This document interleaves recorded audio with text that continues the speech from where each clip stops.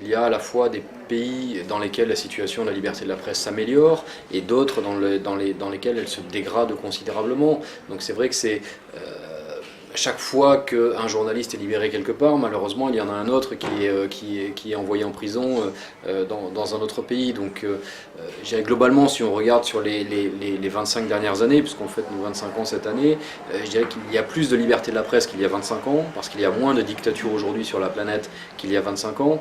Mais paradoxalement, il y a plus de violations de la liberté de la presse, aussi parce qu'il y a plus de journalistes, plus de médias indépendants qui respectent moins la censure ou les ordres donnés qu'il y a 25 ans.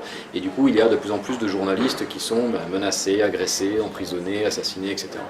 Si on prend vraiment les pires régimes, ceux qui censurent le plus, qui emprisonnent le plus, etc., il n'y a effectivement aucune avancée, aucune amélioration. C'est un immobilisme total. Que l'on prenne la Corée du Nord, l'Érythrée, le Turkménistan, des pays comme ça, la situation est totalement figée, rien ne bouge. On ne parle même pas dans ces pays-là de journalistes. Les gens qui travaillent dans les médias sont des fonctionnaires d'État qui sont uniquement là pour relayer la propagande de l'État, rien d'autre. La censure sur Internet est quelque chose qui nous préoccupe de plus en plus.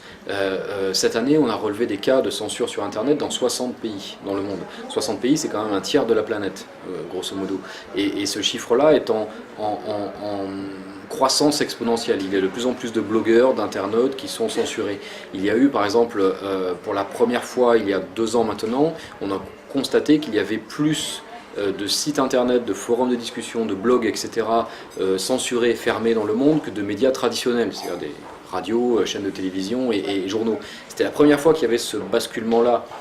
Nous, on a 2 listes, par exemple, une liste de journalistes emprisonnés, une liste qu'on appelle des net citoyens, donc des personnes qui sont en prison parce qu'elles ont utilisé Internet.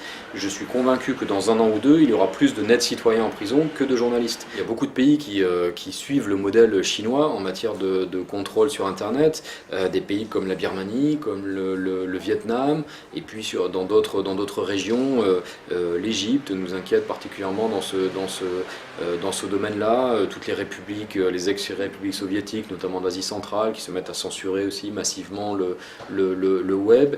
Et puis sur un autre continent, les Amériques, Cuba, pareil, qui a un Internet qu'on ne peut pas qualifier vraiment d'Internet, mais plutôt d'intranet national. C'est-à-dire qu'un internaute cubain n'a pas accès au même contenu qu'un internaute ici en France, très clairement. Nous, on met en place, on aide les blogueurs à contourner la censure, on aide les associations locales qui demandent la fin de la censure sur Internet, etc.